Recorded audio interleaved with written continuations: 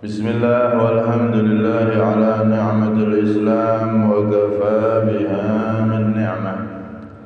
Asyhadu an la ilaha illallah wahdahu la syarika lah wa asyhadu anna sayyidana Muhammadan abduhu wa rasuluhu ila sairil ummah. Allahumma salli wa sallim ala sayyidina Muhammadin وأنزله المقعد المقرب عندك يوم القيامة وعلى آله وصحبه إلى يوم الطامة رب اشرح لي صدري ويسر لي أمري واحلل عقدة من لساني يفقه قولي وسدد لساني واهد قلبي بحق سيدنا محمد النبي صلى الله عليه وسلم. دستوركم يا أهل الدرك ويا أهل الباطن ويا أهل النوبة ويا أهل النور. Amma ba'd. Jemaah semuanya yang dirahmati oleh Allah Subhanahu wa taala, alhamdulillah. Allah Subhanahu wa taala mentakdir kita kembali untuk bisa sama-sama beriktikaf dan sama-sama mentadabburi Al-Quran, mengkaji ilmu warisan Nabi sallallahu alaihi wasallam. Semoga kita semuanya diberi panjang umur, sehat walafiat, terkabul segala hajat, tambah istiqomah, setelah itu diberi kesempurnaan husnul khatimah. Amin Allahumma amin. Hadirin yang dirahmati oleh Allah, kajian tafsir kita satu pertemuan satu ayat sampai pada surat Baqarah ayat ke-86. A'udzu billahi minasyaitonir rajim. Bismillahirrahmanirrahim.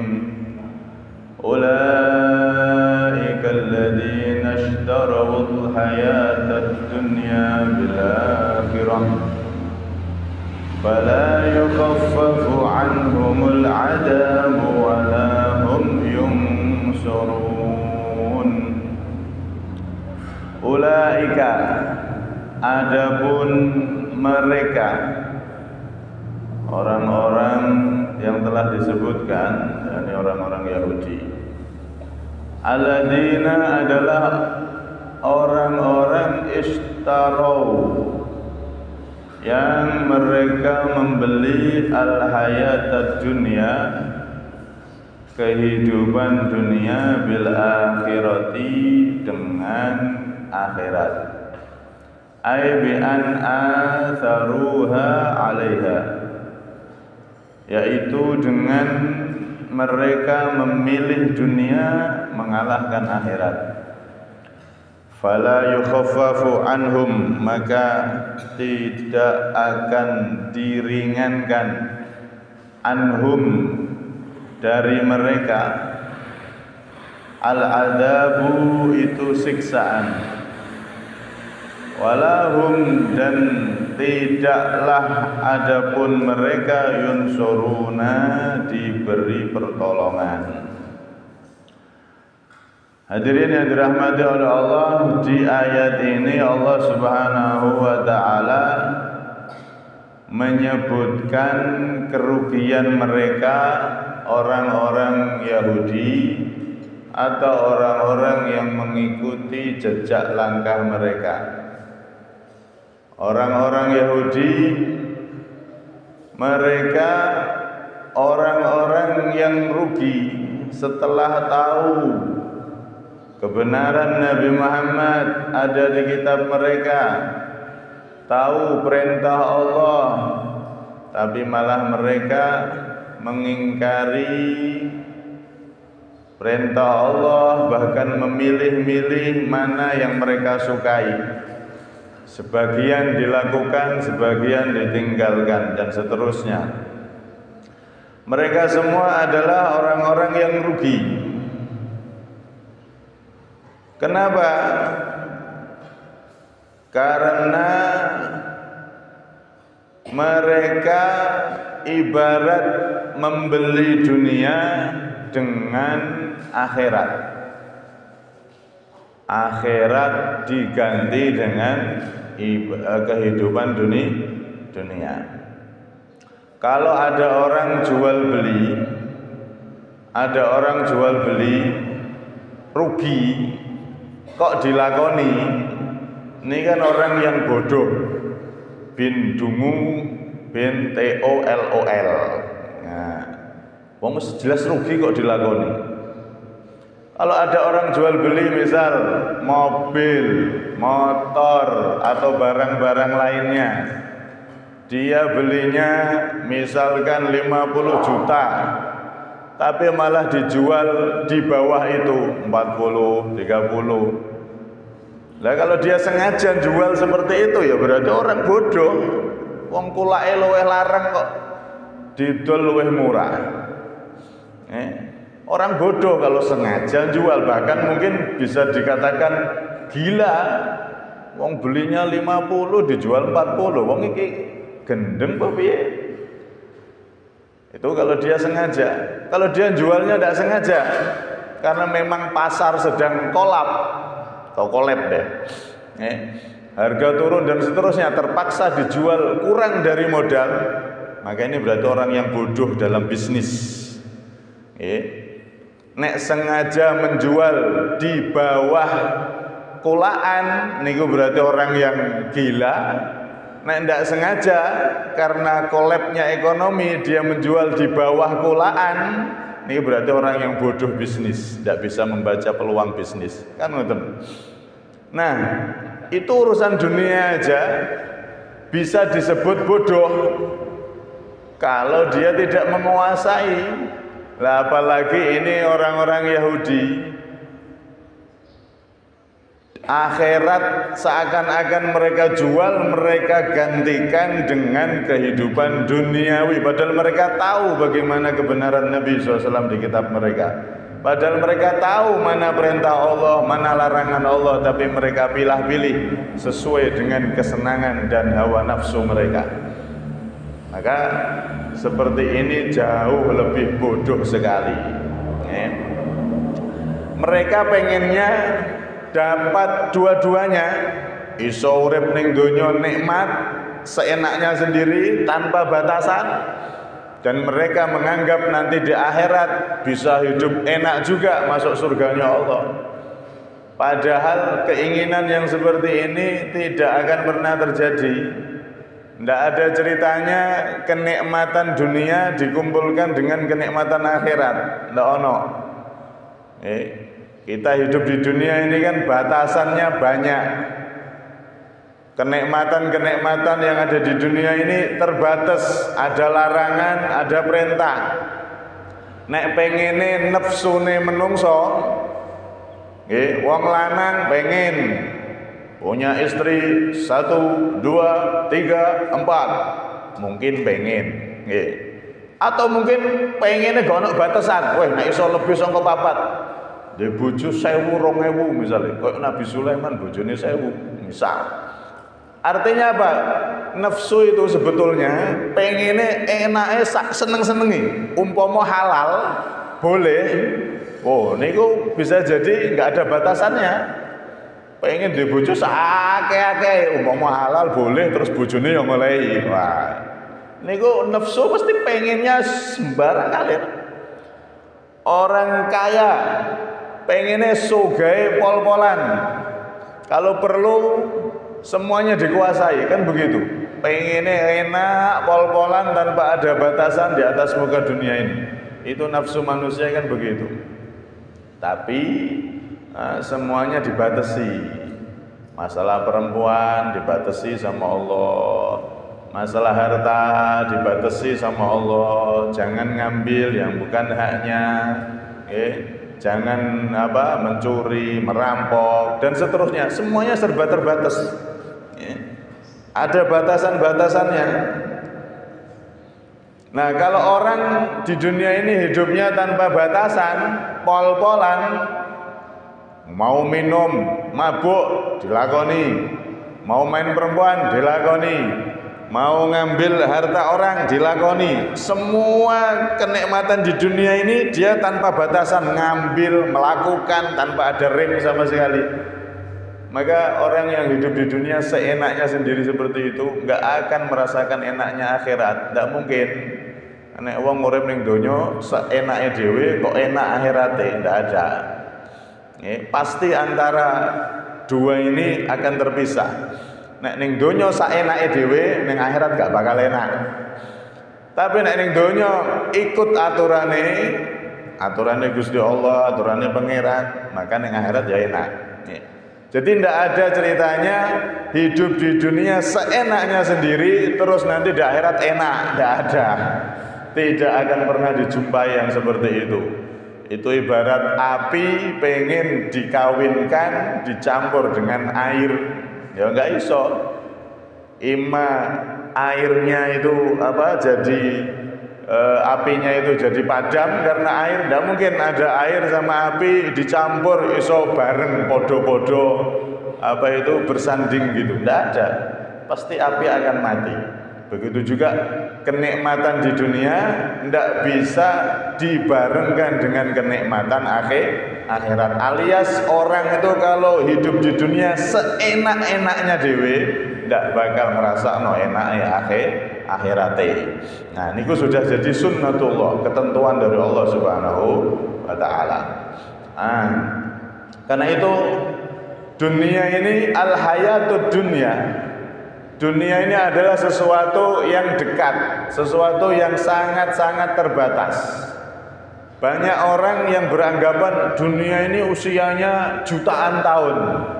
Ya, kalau dunianya jutaan tahun. Tapi dunia ini bagi kita itu nggak sampai 1.000.000 tahun, nggak sampai 1.000 tahun. Bagi setiap dari kita dunia ini cuma 80, 70, 100 lah mentok. Gitu. Setelah itu dunia ini hilang sirna selama-lamanya. Dunia ini bagi setiap individu kita itu terbatas 70, 80, mentok 100 tahun. Hasudu ummati ma baina sittin wa sab'in kama qala Nabi SAW. Umatku itu dipanen oleh Allah itu antara 60 70. Berarti umur dunia bagi kita ya sekitar itu dok. Tidak ada sampai 1.000 tahun, jutaan tahun, umur dunia ini jutaan tahun. Iya, bagi dunia. Tapi kalau bagi diri kita tidak ada. Cuman 70, 80 sekitar itu. Ya. Karena itu jangan kita terlalu berangan-angan panjang di muka bumi ini merasa nggak mati-mati. Padahal dunia ini bagi kita cuman singkat, al-hayatud dunya, singkat. Ya. Karenanya Al-Imam Asy-Syafi'i beliau mengatakan apa? Ad-dunya sa'ah faj'alha ta'ah. Dunia ini sesaat maka jadikan taat. Jangan disia-siakan. Dunia ini bagi kamu itu cuma 60, 70, 80 tok. Kalau kita umur sudah 40 berarti tinggal separuh sudah ono atau tinggal separuh aja. Itu nek umurnya sampai tua. Berapa banyak yang masih muda dipanggil oleh Allah. Berapa banyak yang tiba-tiba tidak sakit tidak apa dipanggil oleh Allah. Maka jangan sampai kita itu terbuai dengan kehidupan dunia yang sesaat ini. Yang sesaat jadikan taat kepada Allah Subhanahu wa taala. Diriwayatkan oleh Imam Fudail bin Iyad radhiyallahu anhu. Nanti kata beliau, ablaghana annahu yuja'u bid dunya yaumal qiyamah tatabakhtaru fi zinatiha wa bahjatiha. Kata Imam Fudail, ada satu riwayat nanti di hari kiamat dunia itu didatangkan dengan keindahan dan bau harumnya. Paes gitu. Kalau barat perempuan paes secantik-cantiknya.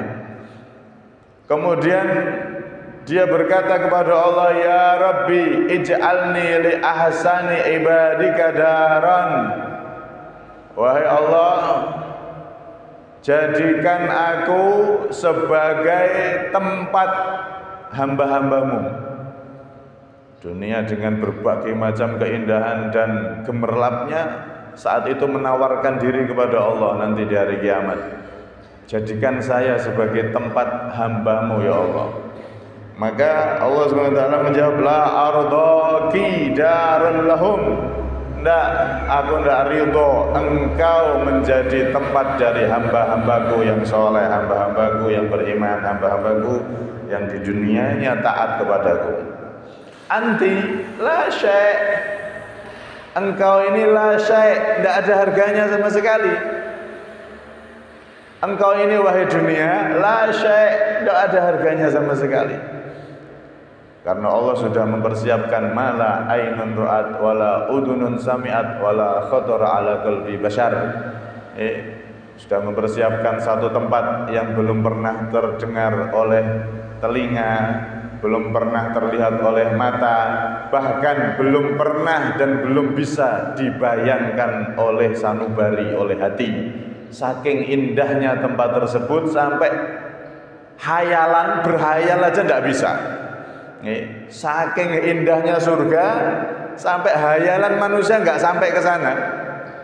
Kita niku nek hayal kan macam-macam, mau berhayal kayak pemuda-pemuda atau cah cilik-cilik itu berhayal, oh nanti saya jadi orang kaya, istri saya cantik, rumah saya besar, mobil saya jejer-jejer, anak buah saya banyak. Hayalan macam-macam keindahan hidup itu nanti dihayal, no nikmat. Ketahuilah semua hayalan manusia dari Nabi Adam hingga hari kiamat berhayal kenikmatan kehidupan yang indah, yang macam-macam. Semua hayalan itu, miliaran hayalan itu andaikan dijadikan satu, belum menyentuh keindahan surga.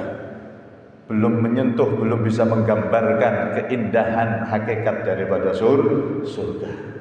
Masya Allah. Dihayal notok, hayalan manusia nggak nutup. Karena itu dunia ketika nawarkan diri, antila syai', wahai dunia, engkau ini tidak ada harganya. Maka dalam riwayat Allah SWT mengatakan pada dunia, kuni haba'an manthura, jadilah engkau debu yang berterbangan yang tiada nilainya. Dunia menawarkan diri dan ditolak mentah-mentah oleh Allah, engkau tidak layak sama sekali karena engkau tidak bernilai sama sekali. Orang-orang yang mereka membeli dunia dengan akhiratnya, orang Yahudi seharusnya mereka itu menjadi orang yang terdepan, saf awal untuk iman sama Nabi Muhammad. Karena sifat Nabi jelas di kitab Taurat. Sampai sudah pernah diterangkan kan, orang Yahudi ini kenal Nabi Muhammad lebih kenal daripada kenal sama anaknya sendiri. Saking jelasnya sifat Nabi di kitab Taurat. Harusnya orang-orang Yahudi itu mereka berada di saf awal, saf paling depan untuk iman sama Nabi, membela Nabi SAW. Tapi keimanan mereka tukar dengan kepentingan duniawi, kehidupan dunia. Maka orang yang seperti ini mengutamakan, memilih kehidupan dunia daripada iman sama Nabi Muhammad. Atau orang yang beriman tapi memilih kepentingan kehidupan gemerlap megahnya dunia daripada ibadah kepada Allah. Kerjaannya lebih dia pentingkan daripada ibadah, daripada urusan akhiratnya. Ini ibarat orang yang membeli dunia dengan akhirat. Maka orang yang seperti ini diancam oleh Allah, fala yukhaffafu anhumul adab wala hum yumsurun. Ada dua ancaman. Pertama, mereka tidak akan diringankan siksanya. Alias kalau sudah masuk neraka, hari demi hari siksaannya tambah parah, tambah parah, tambah parah. Tidak ada keringanan siksa. Jangankan hari demi hari, detik demi detik itu berubah. Neraka setiap detiknya tambah sengsara, tambah dahsyat siksanya. Surga juga sama, setiap hari bahkan per detik itu berubah kenikmatannya, tambah nikmat, per detik berubah. Nah, kalau jenengan kan mboten, mangan nikmat, nek pas wetenge kosong, lapar mangan sate, mangan wah enak. Tapi nek wis satu piring habis, maka sudah kenikmatannya mulai berubah. Apalagi wis kewaregen. Nah, sesuk pas kurban kakean daging. Walah wis gak penak kabeh. Dagingnya iso loncat sono, loncat sini jadi sililiten gitu. Awalnya makan daging enak, tapi nek kaken wah tambah ndak enak. Untune loro kabeh. Apa nasi wis tuwek malah dagingnya nyalonno dadi untu, nyelip-nyelip ning pinggir-pinggir gitu. Nah niku ndak enak. Sing awal enak iso tambah gak enak karena wis bosen. Wah, bosen daging terus lho, bosen. Padahal daging itu makanan termasuk paling afdol, tapi iso bosen. Itu di dunia, tapi kalau di akhirat enggak. Setiap detik, setiap jam, setiap hari tambah nikmat, enggak ada bosen, enggak ada bosen. Begitu juga siksa neraka juga seperti itu. Tidak diringankan, tidak tambah ringan setiap harinya, tapi justru tambah parah. Kalau dia mati dalam keadaan kafir, tidak beriman sama Allah, tidak beriman sama Nabi Muhammad, maka tambah parah siksanya, parah dan tidak ada ujungnya sama sekali. Tapi kalau dia orang yang beriman, setiap saatnya disiksa di neraka, tambah hari tambah parah, tapi masih ada harapan dikeluarkan dari neraka, disyafaati oleh Nabi Muhammad SAW kalau dia mati membawa iman. Cuman ya bahaya, mlebu neraka ya ndak ono siksa sing ringan, berat semuanya di neraka itu. Karena itu la bil inqita wala bil qillah, kata Syekh Nawawi dalam tafsirnya nih. Siksa neraka itu enggak ada hentinya dan enggak ada kortingannya. Satu enggak pernah berhenti siksanya, terus disiksa tanpa berhenti, sedetik aja enggak. Terus tanpa ada diskon siksaan, enggak ada diskon. Terus tambah parah, tambah sakit, tambah mengenaskan. Waliyadzubillah min dzalik. Karena itu ini ancaman untuk mereka yang mementingkan urusan duniawi daripada ukhrawi. Kemudian yang kedua, walahum yungsurun, dan mereka tidak bisa ditolong oleh dirinya sendiri, tidak bisa, apalagi ditolong oleh orang lain. Siapa yang bisa menolong dari siksaannya Allah? Jangankan siksaan, bencana alam di dunia ini loh sudah nggak ada yang bisa nolong. Kalau sudah gempa bumi, dar, atau gunung meletus, duar, siapa yang bisa nolong? Mau punya alat canggih secanggih apapun, kalau sudah gunung meletus, kalau sudah gempa bumi, kalau sudah tsunami, apalagi tsunamo, gitu. Wes kalau sudah bencana, siapa yang bisa bendung bencana dari Allah Subhanahu Wa Taala? Tidak ada. Itu aja bencana di dunia aja, negara superpower, negara paling hebat, paling raksasa dalam militernya nggak pernah terkalahkan seperti Amerika, kena bencana kebakaran, kebakar kabeh. Mau secanggih apa alatnya, nggak akan bisa menghalangi bencana kalau sudah Allah menginginkan terjadi. Itu bencana dunia. Lah apalagi di akhirat, siapa yang bisa nolong orang di akhirat? Nolong dirinya sendiri tidak bisa, apalagi orang lain pengen nolong dia, tidak bisa. Kalau sudah dia termasuk orang-orang yang seperti ini, tidak beriman sama Allah, atau orang-orang yang mengutamakan kehidupan dunia, maka dia menjadi orang yang tidak akan bisa nolong dirinya, dan tidak ada satupun orang kelak di akhirat yang bisa menolong dirinya. Dia akan dijebloskan ke neraka. Cuman ya itu tadi, nek sing beriman setelah sekian tahun di neraka, mbok gak ngerti, mbok 100 tahun, mbok 1000 tahun, setelah dosa-dosanya habis, kalau dia beriman, maka menurut akidah kita Ahlussunnah wal Jamaah akan disyafaati oleh Rasulullah dan bisa dimasukkan surganya Allah Subhanahu wa taala. Nah, karena itu di dalam satu riwayat niku, mereka orang-orang yang seperti ini tidak diringankan siksanya dan tidak ada yang bisa menolong mereka, sampai-sampai untuk menambah siksaan mereka, dunia yang mereka cintai itu pun dimasukkan ke neraka. Sayyidina Abdullah bin Abbas, seorang ulama dan pakar tafsir dari kalangan sahabat radhiyallahu anhu, Beliau mengatakan yu'ta bid dunya yaumal qiyamah ala suratin ajuz syamta zarqa badiyatin anyabaha atau badiyatin anyabuha. Nanti di hari kiamat itu dunia ini diserupakan seperti wanita yang tua, hitam, terus punya ini singu taring, nah singu punya taring, welek sini, tuwek welek bukek, nah cara orang Jawa, wes tuwek welek bukek. Nah, akhirnya saat itu la yaraha ahadun illa karihaha. Tidak ada yang lihat kecuali semuanya benci, semuanya menjauh. Jijik mbek wong tua iki. Oh nek makhluk koyo ngene, jijik semuanya, menyingkir semuanya.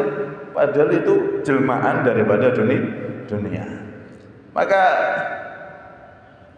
para malaikat berkata, "Ta'rifuna hadih, kalian semua tidak kenal ini?" Maka orang-orang yang di hari kiamat itu mereka menjawab, "Na'udzubillah min ma'rifatiha, na'udzubillah min dalik." Kami kok kenalan sama orang modelnya ini gaman. Orang kenal, wis, alhamdulillah cara bahasa cah nom-nom, sorry yo kenal orang kayak gini ndak. Nah, maka dikatakan hadhihi dunya allati tafakhurtum biha wa taqataltum 'alaiha. Ini adalah jelmaan hakikat daripada dunia yang dulu kalian saling membunuh, yang dulu kalian saling berbangga dengan dunia. Nah, akhirnya apa yang terjadi? Dunia tersebut pun fatul finnar. Dunia tersebut yang berupa orang tua jelek ini dilempar ke dalam neraka. Maka dia pun berseru, "Ya Rabbi, aina atba'i wa ashabi?" Ya Allah, mana itu para followerku? Bahasa sekarang, mana pengikutku, mana dulu yang mereka itu mencintai aku ya Allah. Maka akhirnya semua yang mencintai dunia saat itu dijebloskan bareng dengan jelmaan dari dunia tadi itu. Nah, dunia itu aslinya nggak punya dosa kan, dia benda mati.